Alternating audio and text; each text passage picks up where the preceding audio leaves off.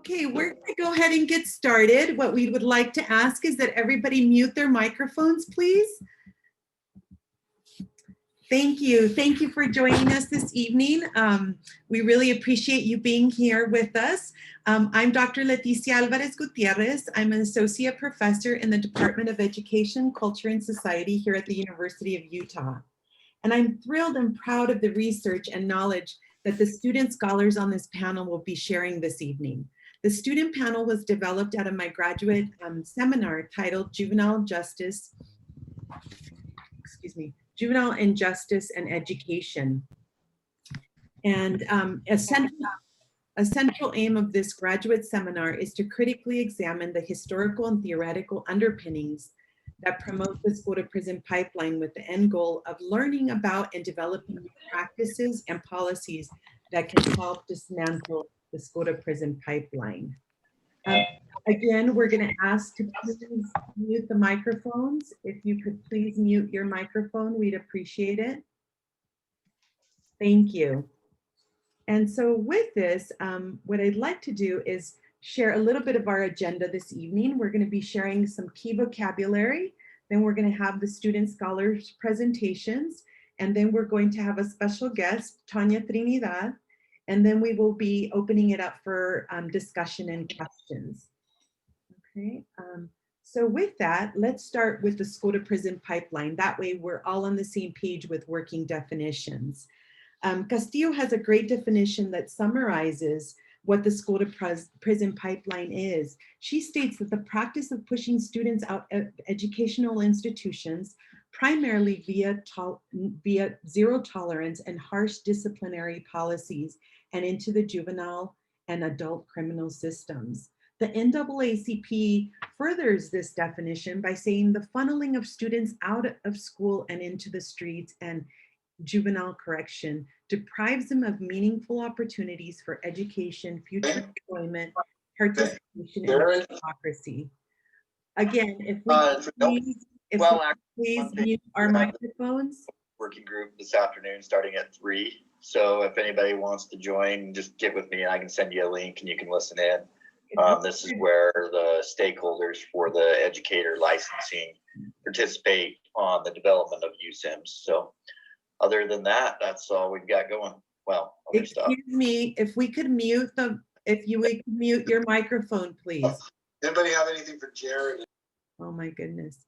Sorry about that. Please mute your microphone. We can hear your conversation. Thank you.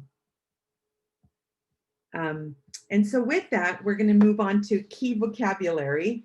Exclusionary school discipline really refers to any discipline practices that isolate students from their classroom environments, and that includes in and out of school suspensions or even expulsions.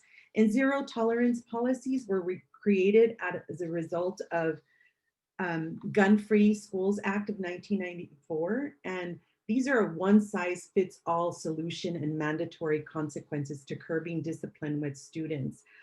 Oftentimes, these have now been used in terms of small infractions where they were actually meant to be used for any more serious crimes. And then Law and Order Rhetoric, also known as Tough on Crime and the War on Crime, demands for stricter criminal penalties, especially for violent and property crime. And then we have spirit murder, which is the effects of oppression that rob people from their humanity and dignity, leaving personal, psychological, and spiritual injuries. And Sonny will be talking more about that. And then we have grit, which is character trait described as perseverance and passion for long-term goals. The most prominent critique is that this is a way of blaming the victim rather than taking up questions of social, economic, and racial justice for students. And so we'll have Joe talk a little bit more about grit. And then we have abolitionist teaching, which is the practice of working in solidarity with communities of color while eradicating injustices in and out of school. And then lastly, we have restorative justice, which is the philosophy and practice with roots in indigenous communities whose cultural norms are grounded in part of collective responsibility. And so to contextualize our work a little bit more, we're going to talk a little bit about what's happening in Utah. Oops, excuse me. What's happening in Utah. Black students are 4.1 times more likely to be suspended than white peers. And Indigenous students are 3.9 more times likely to be suspended than white peers. Pacific Islander and Latinx students are 2.3 more times likely to be suspended than white peers. And then referrals to law enforcement, Indigenous students are 7.7 times more likely than white students to be referred to in law enforcement. Also, disparities for Black female students exist nationwide as well as in Utah, and Sonny will be posting a PDF with some statistics there. But because of time, we're not going to be able to talk about the whole gamut of the school to prison pipeline.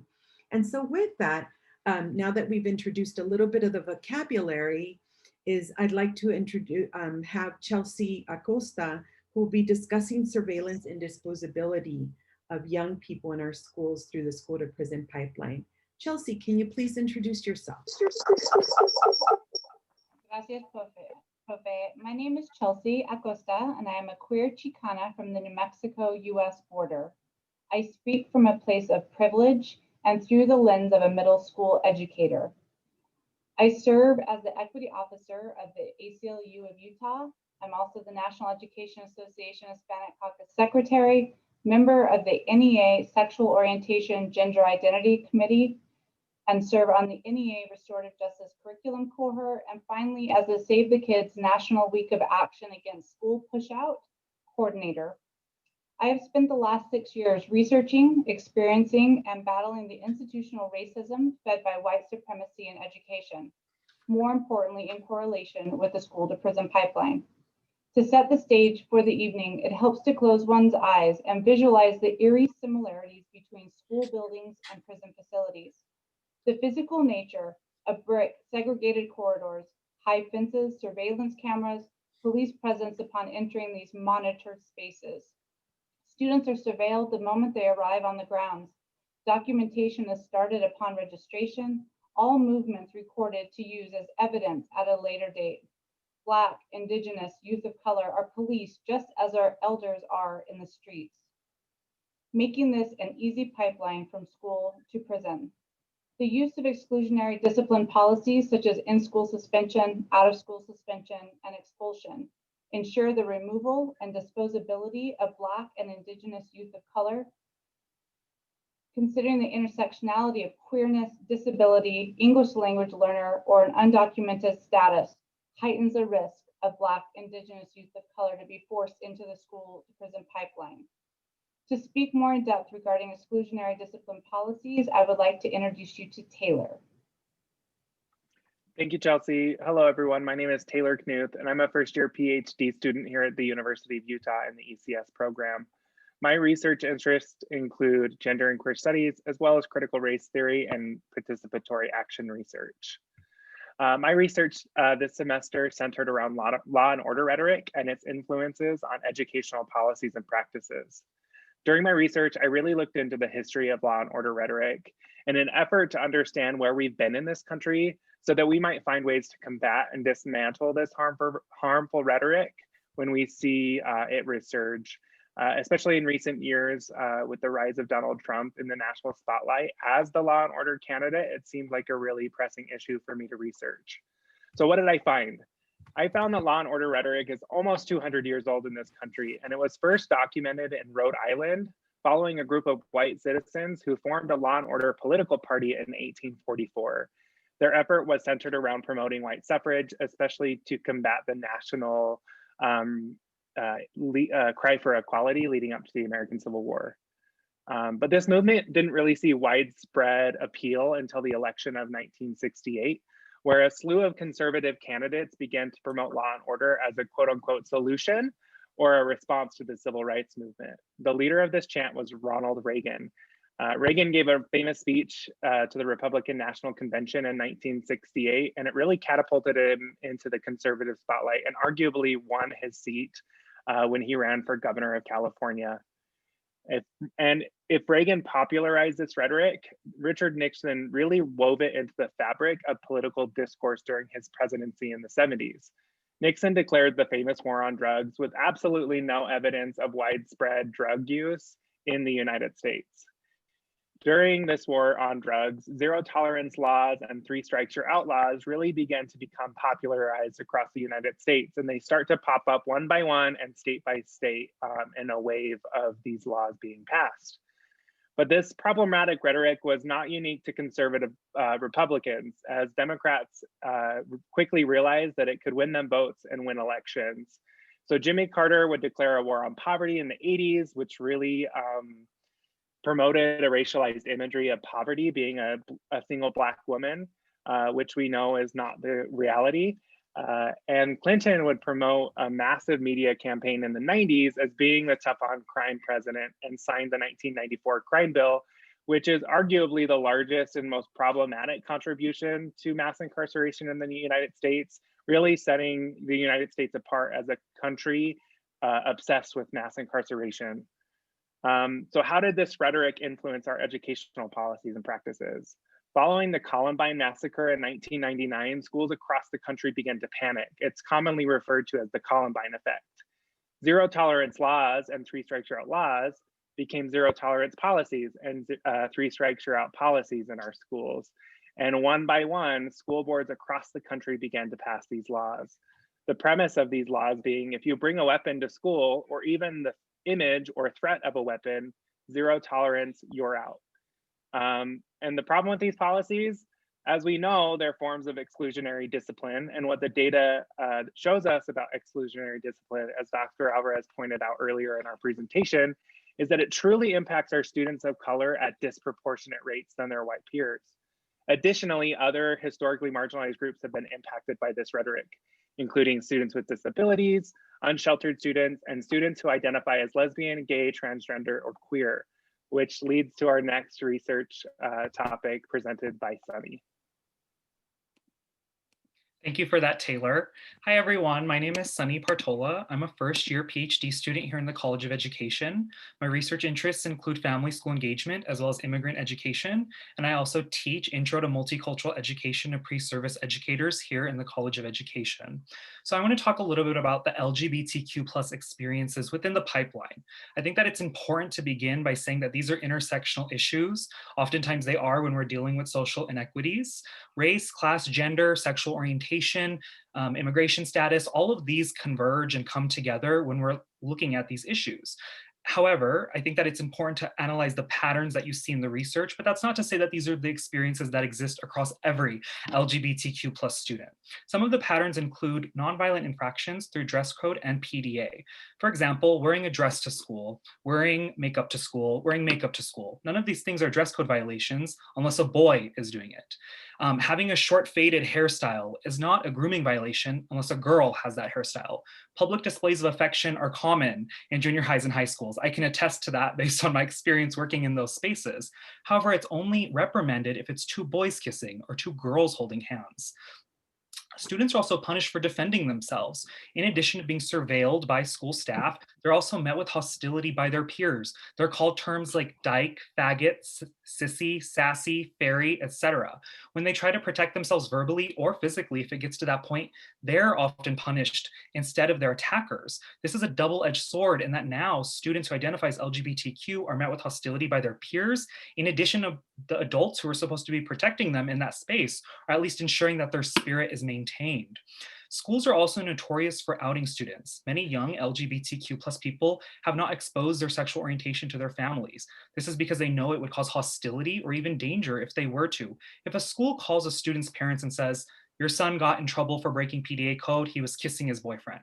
Your daughter got in trouble for breaking our PDA code because she was holding hands with her girlfriend," or even something along the lines of, "Your son got in an altercation with another student who called him gay," this is putting a student's life in danger in the sense that, like the NAACP definition said, it can push students not only out of schools, but out of the home. I term this as home pushout. Many young people, once they are forced to come out by school staff, have to run away from home. they leave home or they're kicked out of home. This leads to another type of surveillance in the larger criminal justice system. A lot of these young people, without anywhere to turn, will turn to things like sex work, as well as more illicit activities like drug use, as well as drug selling in order to survive. These are called survival tactics, but we've labeled them as crimes. So now these students have been pushed out of schools, pushed out of homes, and pushed into the criminal justice system. This all comes back to this concept of spirit murder. Now, this is the effects of oppression that leave personal, psychological, and spiritual injuries. So if we can quickly recap, nonviolent infractions like dress code and PDA, punishing students for defending themselves, schools outing these students being pushed out of homes and schools. None of these things are necessarily causing physical injury or physical harm. They can, but they're really causing psychological harm, psychological injury, and it's murdering the spirits of these young people. I recently did an op-ed piece, and I talked about how among the youth that are homeless, 40% of them identify as LGBTQ+. That's a striking statistic, and that attests to the spirit murder that's happening to young people who identify as LGBTQ+ in our communities. We're going to talk a little bit more about how teachers and schools can maintain the spirits of young folks, but first I want to turn the time over to Joe to talk about a popular concept termed grit. Thank you, Sonny, and hello, everyone. My name is Joe Bartosh. I'm a first-year master's student in the College of Education, Culture, and Society. One of the main issues in schools is that many Black and Brown children, especially males, are viewed with deficits, therefore viewed as needing extra help with building character traits. But really, do students lack character? Character education has been around since the start of public education, but in the 1980s and 1990s, character education exploded in the United States schools. In 2007, Angela Duckworth, a psychologist and educational researcher, published her book on grit and defined it as perseverance and passion for long-term goals. Grit involves working strenuously toward challenges, maintaining effort and interest over years despite failure, adversity, and plateaus in progress. Grit asks students to have a growth mindset instead of a fixed mindset. For example, instead of saying, "I can't do it," switch the sentence to, "I can't do it yet." The power of yet is highly problematic, as this does not take into account any systemic barriers that prevent these young people from achieving their goals. Since 2000, the number of people in extreme poverty rose from 7.2 million to 13.8 million. More than 1 in 4 of the Black poor and nearly 1 in 6 of the Latinx poor lives in a neighborhood of extreme poverty, compared to 1 in 13 of the white poor. These students don't need grit and don't need to be taught grit. They already have grit. The issue is that schools need to create equitable access for students who are thriving in difficult situations, and the need to train teachers to better serve all students despite their linguistic and cultural backgrounds. I align with Dr. Bettina Love when she expresses that grit is problematic, racist, and creates inequities in classrooms. A grit model is anti-Black, anti-equitable, and racist. On the surface, slogans like "I can do it" or "I can't do it yet" may seem to create equitable opportunities, but they do not. Grit education does not account for the systemic racism that marginalizes the lives of Black and Brown students, lived experience, their history, or the systemic issues that have been put into place that are not accounted for. For example, Black students are 3 times more likely to be suspended than white students. 60% of students involved in school-related arrest or refer to law enforcement were Black or Hispanic. Children eligible for Medicaid are given powerful antipsychotic medication 4 times as often as middle-class children and for less severe conditions. There isn't enough grit education that can take the place of the grit these students already have. And to talk more about grit, I'm going to turn it over to Maleia. Thank you, Joe. Hello, my name is Maleia Boyd. I am a graduate student and a special education teacher in the Canyon School District. I have conducted my research to argue that teachers need to move away from the use of grit as a measure of students' capacity because it is an oppressive approach and may increase students to get punished and further push them into the school to prison pipeline. Many minority students already have grit and the perseverance skills that teachers are trying to teach them. The disconnect is that there are many educational systems prohibiting students from flourishing. One disconnect is the masculinity of Black boys. Black boys are viewed as being more aggressive and are more likely to get punished and suffer harsher punishments than their white peers. Many of these punishments force Black boys out of the classroom and into more restrictive settings, and this can lead to pushing them into juvenile detention centers.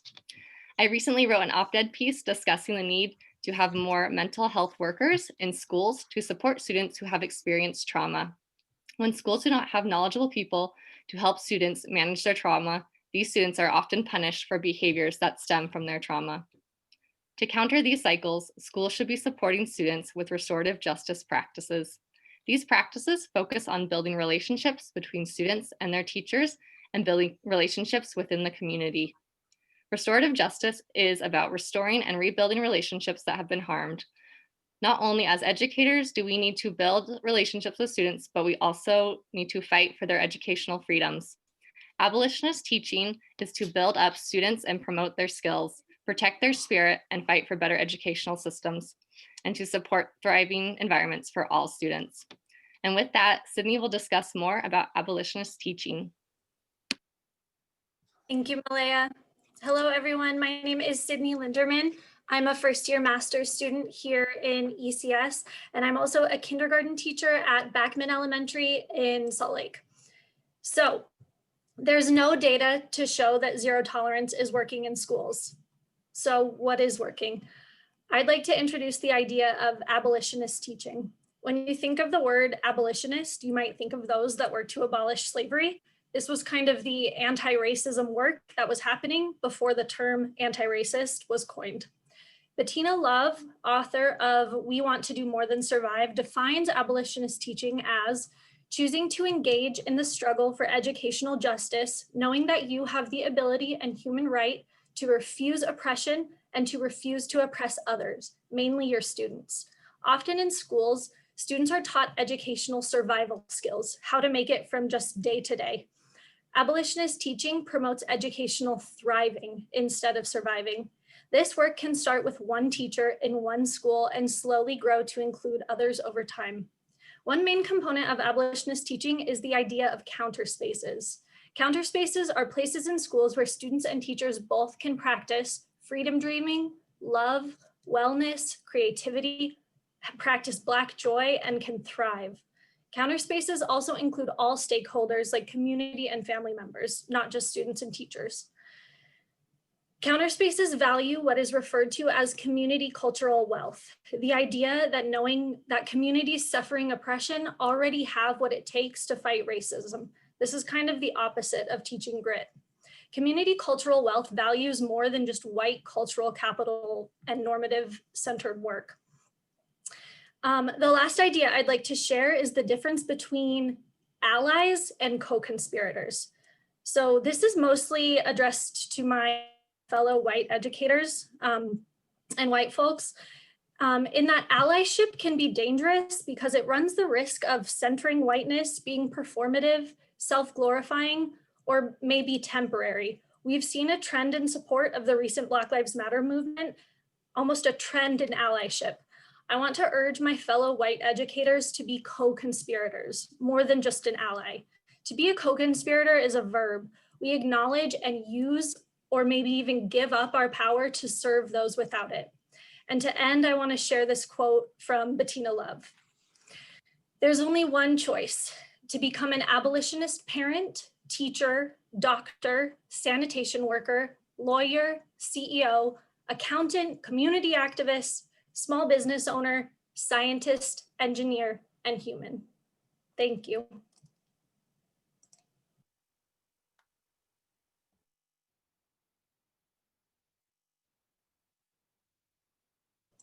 Oh, Dr. Alvarez. Dr. Alvarez. Thank you. We'd like to share that 3 of our student scholars actually got op-ed publications in the Salt Lake Tribune. I believe one of our, Sonny will be putting that in the chat, correct? Or Taylor, one of you two, will be putting that in the chat for you to look at later.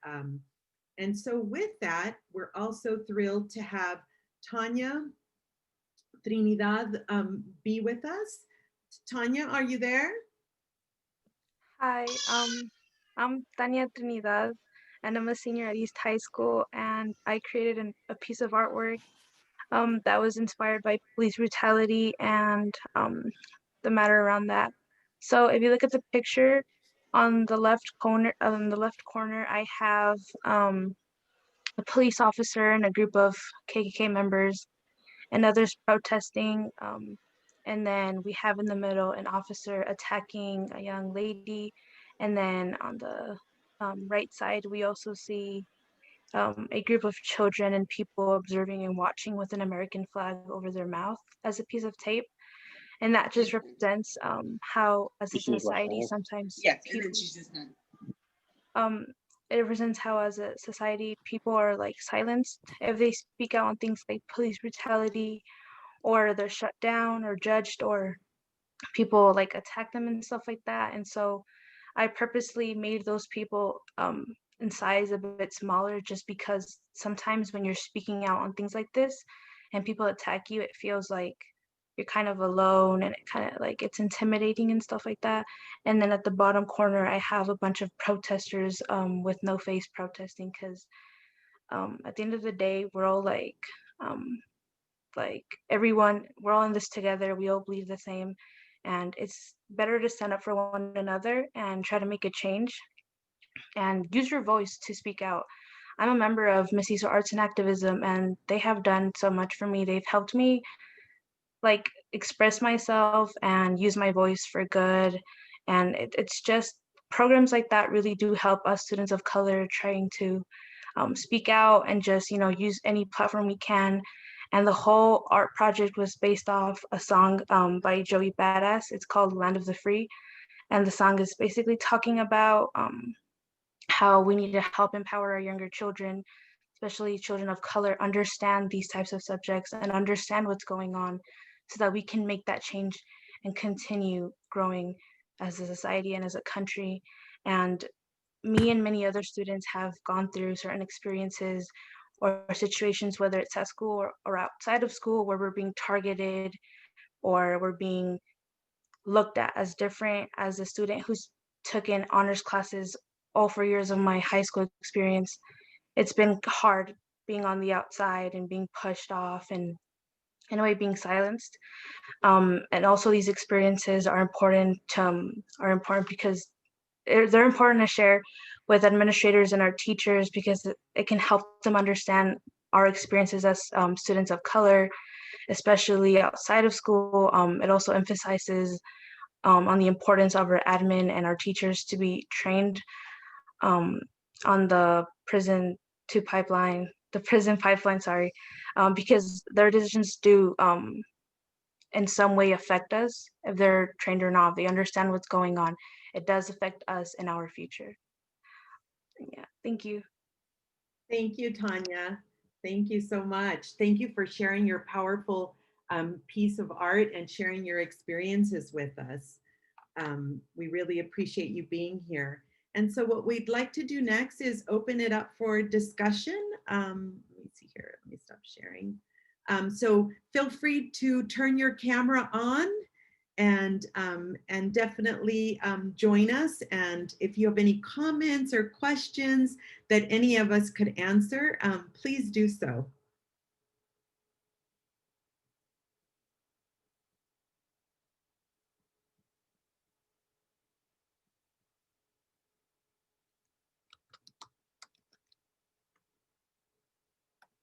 Any questions or comments?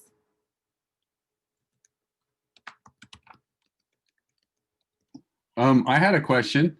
Sure. So this question is kind of for Taylor.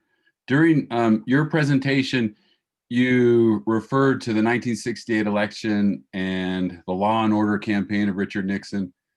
And looking at that election, not only did Nixon win, but had the segregationist George Wallace not run, he would have won by even farther. And then in 72, he won by like a massive landslide. I think he got over like 500 electoral votes. Given that he effectively used law and order in those campaigns, and comparing that now to the current election, where in the voting booth, we sort of rejected the law and order campaign of former President Trump, what sort of hope do you have, or what are your impressions of, like, where we go from here, given that fact? Yeah, thanks, John, for that question. You know, based on my research, during this transition from 60s to 70s, racism became a lot more coded. I read that it famously went from segregation forever to law and order. And I think, in a way, institutionalized racism and even casual racism becomes more coded and harder to detect. I will say, in recent years, I think that a lot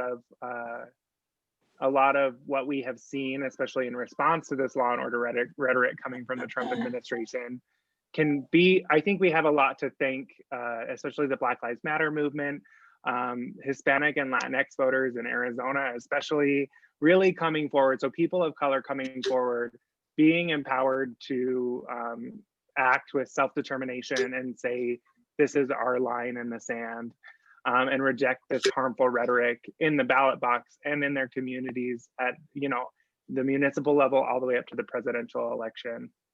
I'm sure other people in my class have something to add to that. Excellent, thank you. Anybody else want to add anything there? We do have a hand raised. Ruby Chacon, are you there?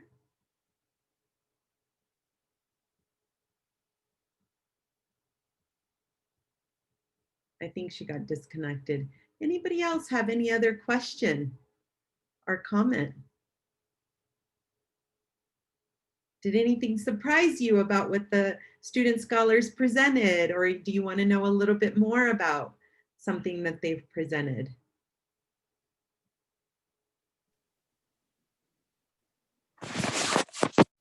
Can I say something? Yes, of course.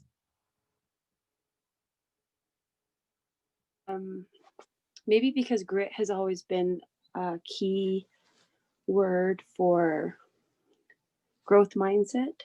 And I think one of the presenters mentioned that. What is the alternative to inspiring students to work hard or get their assignments in? And I know that each student is different, but without that, I don't know, push, how do we expect them to succeed with the structures that are already in place? That's a great question. Thank you for the question. Would any of the student scholars like to answer that?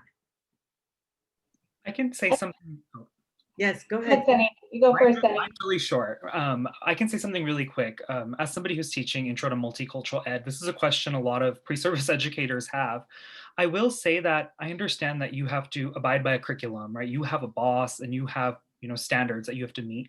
However, I think that critical pedagogy and critical education is so necessary for our young people, and that can happen at any grade. You talk about the systems that are put in place a little bit and educate the students on those systems, have them question those systems. That can be done through writing, that can be done through the art, right, that was shared today. Have students questioning why things are the way they are. Now, that's not to say that students can't learn more. However, I think that it's important to be critical of the way things are run and the way things are done, and providing that space for them. Go beyond the curriculum. We need to go beyond textbooks. That's what I always tell pre-service educators, and that was something I always did when I was working with students as well.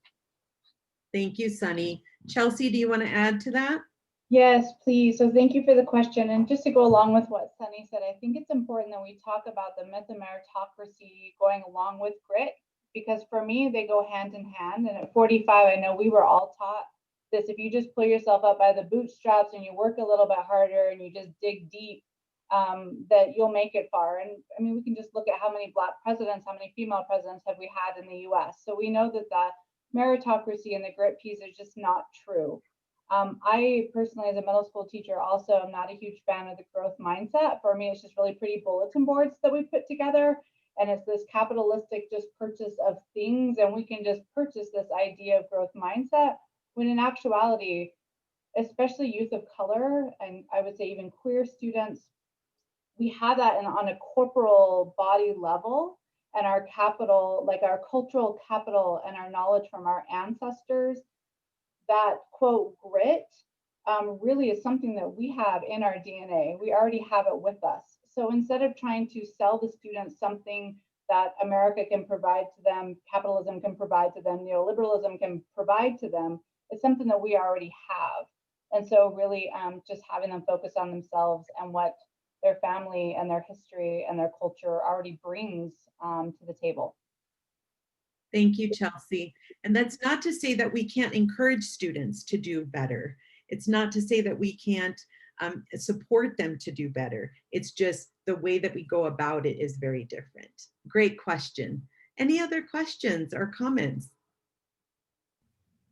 I have a question. Yes. So my question is, what can we as students do to have our educators move forward with abolitionist teaching in our spaces and our classrooms? Great question, Eads. Eads is part of Mestizo Arts and Activism, so we're in the house. So any of the student scholars want to address Eads' question?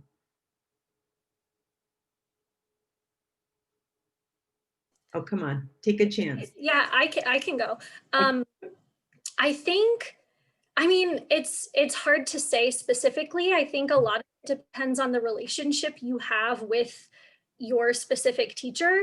I know for me as a teacher, relationships are huge. I'd say 90% of the restorative circles we participate in my classroom are relationship building. So that when it comes time for that repairing, that the relationships are already in place. But I'd say, like, I kind of mostly talked to teachers in terms of being an abolitionist teacher, but you can be an abolitionist student. You can question your teacher's authority. You can be a leader in your classroom. It doesn't have to be just your teacher. It can be, coming from a student. I think if that's something that you are brave enough to do, I think that would be incredible to lead that within your own classroom. Thank you, Eats, for that question. And I think also it's an incumbent upon us to actually train teachers, pre-service teachers better, to actually offer teacher trainings to be able to discuss these issues that we've discussed throughout the semester in practice for teachers. Thank you. Any other questions or comments? I have a question. Yes. So I'm curious, with the Salt Lake City School District looking for a new superintendent, for any of the student scholars, what specific policy advice would you have for the superintendent to deal with this phenomenon that you've described tonight? Chelsie, go ahead.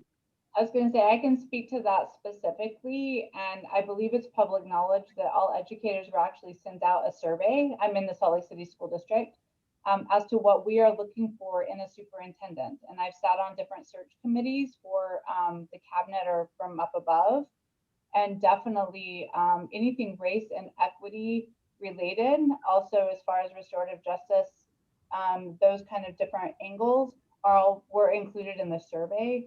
And so making sure that whoever takes that place, riding the helm, that they have an equity lens and that they also understand the ramifications, especially for Black and Indigenous youth of color, what suspensions look like, what attendance looks like, what mobility looks like, and all of those different intersectionalities in between. And so I know that we are openly having those conversations. Our local union, Salt Lake Education Association, has a social justice group in which we met with administrators 2 weeks ago, and their focus truly that we met with the administrators is how do we recruit, retain educators of color, but also administrators of color, and what does that look like? And so we really are looking at the large picture. Thank you, Chelsie. Taylor, did you want to add anything to that?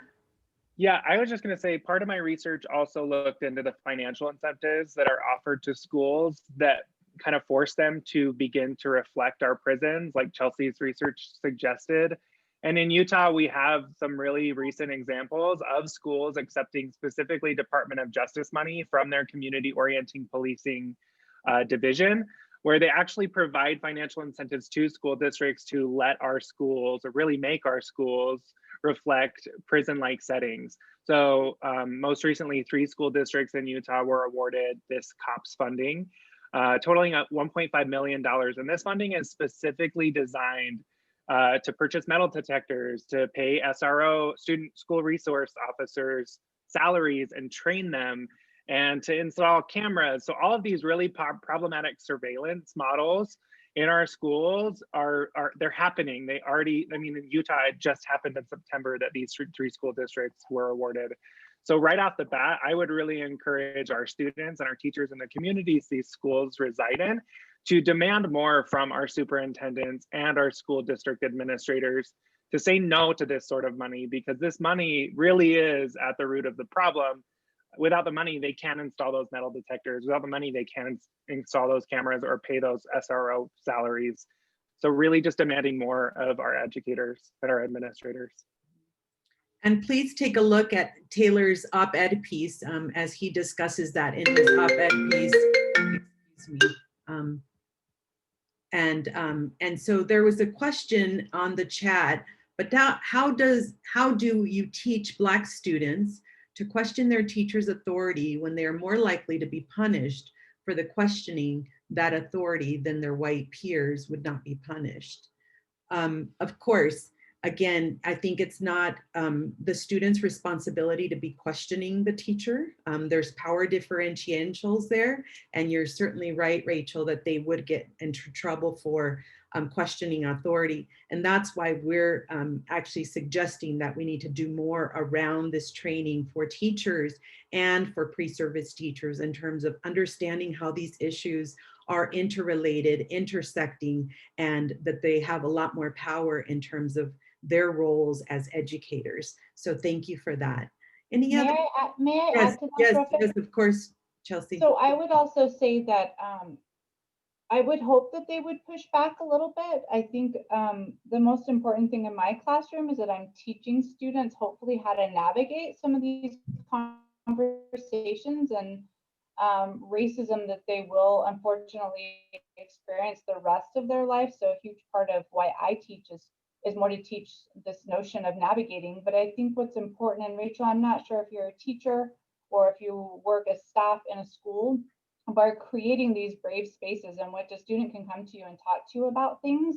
And maybe you do a little bit of this role play or conversation or speak on behalf for the student. But I think it's really important in education, and especially for our youth of color, that they do feel somewhat empowered. Of course, not enough to get them in trouble, right? But enough for them to be able to speak back, and for the adults in the building, as Sydney spoke to be co-conspirators with them, right? Like, especially if you're a white ally, and Rachel, I don't know, but if you're a white ally, to do that co-conspirator work for that student behind the scenes, I think is really important. I think curriculum is great, but these life skills are more important on any given day on how to navigate racism, because they will experience it, you know, the rest of their life.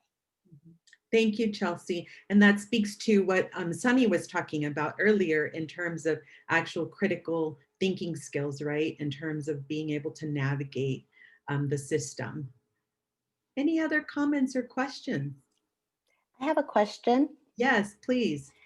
Well, first, I just want to commend the panel. It's just the information that each of you shared. It's just really moving, and I appreciate all of the research and the thoughts that you've put together, and I'm particularly compelled by this idea and the notion of killing one spirit. I think that's really a powerful way to think about this, and appreciate all of the scholars that you've been in conversation with. I'm curious, as someone who works with administrators and school leaders, what are some practical strategies or suggestions that you might have or would like to offer in terms of sharing strategies in the training of school leaders? I know we talk a lot, there was mentioned a lot about the training of pre-service teachers, but I really am interested also in seeing like what suggestions might you have also think about for all of us. I can say something real quick. Thank you for that question. And also the concept of spirit murder, one of the reasons why I was so drawn to it is because it's so interesting. It seems so abstract at first, but when you really look at the experiences of these minoritized young people, you really see that, it's not causing physical injury, but it's hurting these young people, right? It's playing games with their lives. And going to your second question, I think that I put this in my op-ed and I always say this, we need to acknowledge that schools play an active role in victimizing young people. Like we have to acknowledge that there's a history and a legacy of land theft, genocide, and just racism, that this country was really, it's woven into the educational system or the schooling system in this country. And only by doing that will we understand the validity and why we need abolitionist teaching, right? Because this isn't something new. Grit isn't new. These are deficit notions that have existed since the conceptualization of schooling. So I think that that's a place we need to start. And that's something that I always engage with whenever I'm talking to pre-severus educators, is that it's not just we need abolitionist teaching for fun, or it's this thing on the side. We need it because there's a history of this. And we need it because schools are playing a role in hurting these young people. And obviously as educators, I don't think any of us want to intentionally harm these young people, but we're doing things through hidden curriculum, zero tolerance policies, suspension, expulsion, etc. that is hurting young people. So I think that we need to acknowledge the role that schools are playing in that harm before we can move towards solutions. Thank you. Sonny. Thank you. Thank you, Dr. Quijada, for your question and for joining us from California. Thank you, Sonny. Thank you for the invitation. Any other comments or questions? I had one. Yes. And I so appreciated the inclusion of we want to do more than survive, and that abolitionist teaching is really taking the forefront in this conversation. I know that there are quite a few public educators on the call, and I also know, just based on my own observation, that Salt Lake School District, as far as teacher organizing, kind of seems to be a leader on that front in the state of Utah. I'm curious about what advice could be given to educators who are working in other districts, or if there's any cross collaboration or initiatives that are currently existing so that educators can connect and have an abolitionist teaching network in Utah. Thank you, Ashley. Would anybody like to take that? I think Chelsie? I can take that as far as the union goes, Ashley. I don't know if you're talking about union organization, and I think that's quite honestly the more powerful movement that we have when it comes to racial and social justice. I know within the Salt Lake Education Association, we have our own little collective of social justice group that meets. I know Granite School District does as well. Within the UEA, the larger Utah Education Association, we have an Ethnic Minority Affairs Committee, which I'm on the national committee of that. But we also have the Hispanic Caucus, which is, the name's problematic, but that's a whole nother Zoom. We also have the Black Caucus, we have the LGBTQ Caucus, we have the Asian Pacific Islander and the Native American Alaska Native Caucus. So as far as a union goes and NEA, we have huge organizing capacity. And of course, it kind of links into conservative, which district you're in, right? But there are, through UEA, some cross groups that you can reach out to and organize through the union. I just know that because I'm a union girl. Thank you. Thank you, Ashley, for the question, and Chelsie for the answer. Any other comments or questions? I have a quick comment. This is Anthony Nacella. Yes. Hi, Anthony. Thank you for joining us. Hey, thanks. This is beautiful so far, really organized. So from a critical, somebody mentioned, and I'm sorry, I don't know everyone's name. Someone mentioned critical pedagogy, which of course comes from critical theory, and Herbert Marcuse, who was the teacher of Angela Davis, right? So Angela Davis, a really famous abolitionist. We live in a time for the last 4 years of Make America Great Again. And then we take a concept of that called restorative justice, which is restoring the past into the future, right? Like restoring slavery, genocide, etc. Is restorative justice, abolition within schools, counselors in schools, is that even is that possible, right? Or is there another option than restorative justice? And I can think of a few, but I wanted to kind of hear, your thoughts. And I think part of, I've kind of dived into some of the abolition, teaching and abolishing schools kind of notion. But before we get to the abolishing of schools, which would be a great idea, because I think one great scholar, I think Sonny, Sonny, did I pronounce you right, Sonny? Okay, Sonny said, these are institutions founded on racism, imperialism, colonialism, land, thievery, everything violent, right? And before we do, could we have, and I don't know if this goes to Sonny or Chelsie or anyone, can we have a moratorium on hiring white people in public schools, right? Can we have, and I said that, in the introduction of a book I did, and can we have before we abolish and destroy these schools, can we have a moratorium on allowing any more colonial voices, including myself, to speak to students of color, queer students, et cetera, which is 10 times more damaging than a police officer, right? Like teachers, can get somebody to commit suicide by just the words, right? And I think that's, you got Cornell University putting up fences around their gorges and bridges during midterms and finals because they know that their school is that violent, right? They will commit suicide. So I don't know, Sonny, Chelsie, others, what's your thoughts? I would just say something quickly. I understand where you're coming from with that question. However, I will say, I think that I, as a person of color, can do even more harm than a white person could in that space, because I could use my experience to talk about why grit is useful, or give my example of being a first generation college student and I just worked hard and look, I'm a PhD student. So I would say that I think that race does play into it. I mean, we know that the majority of school teachers are Caucasian, heteronormative. That is going to inform the way they educate students. However, I will say that I don't think that just employing educators of color is going to fix the issue. I think that it's about the philosophy of education. I think that anyone can really understand what transformative pedagogy looks like, what critical pedagogy looks like. I think that it's different. Maybe my experiences as a person of color might inform that. However, like I said, I think that a lot of times people of color can actually use their experiences and do the opposite. I think that we see this with Candace Owens, right? She's always negating the Black community and using her experiences as a Black woman. If I started doing that as an educator, my students would be done for. So I don't know if it's necessarily about employing a certain race. I think that diversity is important in this field. However, I think it really goes back to the philosophy and the understanding of what you're trying to do with education. So I'm going to speak as a Latina, as a Chicana, and with mad respect to Sonny and Anthony. You're not just Anthony, you're Dr. Anthony that trained underneath my brain's blinking right now.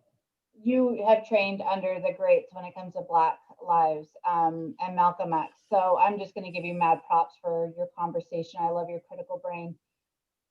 Do I think we should do a moratorium on white teachers? I'm going to say no, because then we wouldn't have any teachers currently. So I'm going to just keep it real, really quick. We know that most teachers across the U.S. K through 12 are middle white women, right? So our schools would shut down, which, like you said, would be ideal, and we'd have community schooling, but that can't happen right now. I do agree with you that transformative justice and things like what Save the Kids does, as far as having our transformative justice conference that we do every year, we brought in the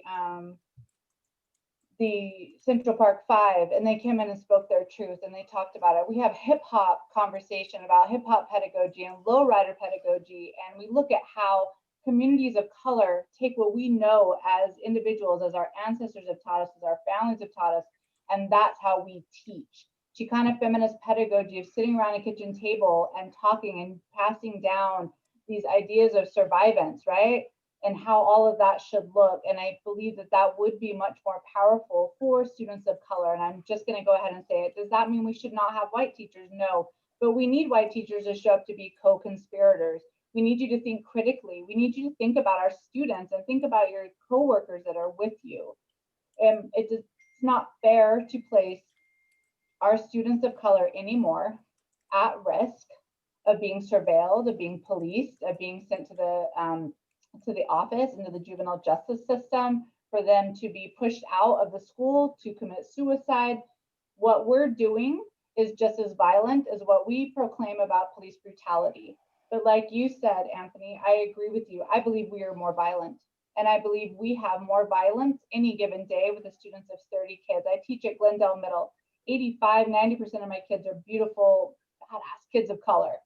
And I think about what I have and the amount of students I have in front of me and the weight of me versus a one-on-one with a police officer on the streets with one person of color. And it's on me to make sure that I'm being critical with them and using pedagogy and praxis and practices that is inclusive of them and their ancestors and their upbringing. And so I do agree with you that we need to be better than what we're doing. And we need to start really digging deep and stop just doing the kind of hamster wheel thing that we've always done. So I'll get off my soapbox now. I just wanted to kind of, if I can, just really quickly, Chelsie and Sonny, I didn't say fire all of the white teachers. So I said have a moratorium on hiring anymore, right? So a more. But Uh-oh. Yeah, just a timeout. Just a timeout. Okay, well, he is connecting again, Dr. Nocella connecting. Maeve, you have a question. Yeah, hi. Oh, there I am. I wanted to first of all say thank you so much. This has been so cool to listen to and such important stuff. I am wondering about, and Dr. Nocella was just kind of alluding to this a little bit, but to connections with abolitionism as a whole, in terms of the abolitionist work that we're seeing get really popular over the past years or a couple of years, kind of resurge, and Dr. Gilmore and Angela Davis, et cetera, and how you see this work in the classroom connecting directly to abolitionist work at large. Anybody? I'll take a stab at this one. Thanks, Maeve, for the question. I think that Bettina Love mentions in her book, taking theory and putting it into practice. And I think in order to do that, a really, a baseline understanding needs to be achieved, but we also need to be really careful in avoiding kind of trends of like jargon, right? Like we think of restorative justice and we put it in the classrooms and we start doing circles and we start doing them wrong. And to Sonny's point, that can sometimes be more harmful than it is productive. So really diving into theory and putting it into practice. And I think I want to go back to Itha's question around like, how can youth be involved in this? And I really think that this work, what we're talking about today in dismantling and ending the school to prison pipeline, it starts with all of us. It starts with all of us individually, engaging in critical pedagogy and understanding that what we do isn't just jargon. It is a practice. It is more than theory. It is us living these principles that really guide us towards a North Star of living in an inclusive, welcoming, accessible school, classroom, and community at large. Yeah, that's all I'll end. Thank you, Sonny. Thank you. Anybody else want to add to that? Perfect. We have 2 minutes before our panel ends. Dr. Nocella, are you back on? Yeah, I am. I'm sorry. Yeah, please finish up your question. Oh, I think Sonny said, but I just think if we really demand diversity, because I'm a person that's queer and a person with disabilities K to 12, right? I know I can teach somebody much better that has autism than somebody that doesn't, right? Enough educational foundations of education has proven that, right? And I think we need diversity. We have proven, in my opinion, we have enough good white, quote, co-conspirators, radicals, revolutionaries, Bill Ayers, your professor here, which is beautiful person. I think we need a little bit more diversity, and SUNY Cortland and a few other institutions are giving full scholarships to students of color that want to be teachers. We need to, diversify so the teacher body so it looks somewhat similar to the student body. And of course, it doesn't look that way at all in Utah. But that's my thoughts, is just to stop hiring as many white people. Not to say that there's not good white people, i.e. Bill Ayers is a phenomenal person, right? But I think there's probably a lot of amazing Chicano, queer people with disabilities out there that we could hire too and fund, to get their PhD. Yeah, thank you. Thank you for including those points, very important points.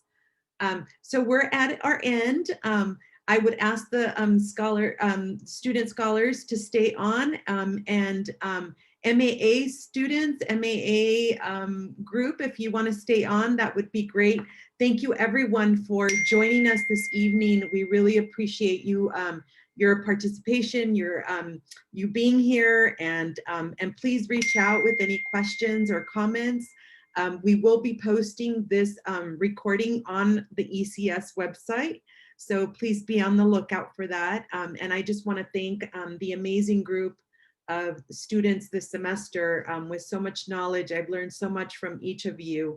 And thank you for colleagues and friends and community and educators to be present today. So thank you with that.